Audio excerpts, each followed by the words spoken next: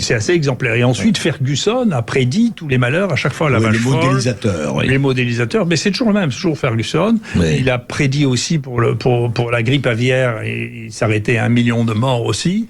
Et donc, c'est lui qui a prédit des millions de morts, des dizaines de millions de morts pour le Covid. C'est pour ça que c'est important de dire que maintenant, l'espérance de vie du monde a continué à augmenter, et qu'en France, elle a augmenté aussi, sauf en 2020, parce qu'il y a une gestion tellement affolée de la situation qu'il y a eu beaucoup plus de morts que ce qu'il y en a eu et ce qu'il aurait dû y en avoir quand on gère les choses d'une manière normale.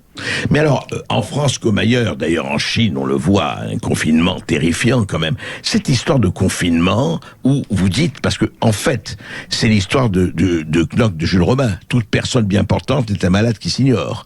Donc, on a dit tout le monde sur le même plan. Non, c'est ça extraordinaire. Vous dites vous-même, chaque individu, en fonction de son âge, l'obésité, les anticorps, etc., est différent. Et on a mis tout le monde. C'est ça qui est tout à fait fascinant. J'aimerais avoir votre opinion là-dessus. On a mis tout le monde sur le même plan, mondialement pratiquement. Pas mondialement. Vous savez, après, quand les gens ont essayé de faire ça en Afrique, ça s'est vite arrêté. Hein. Ouais. Donc, les Africains n'ont pas du tout supporté qu'on essaie de leur faire ça.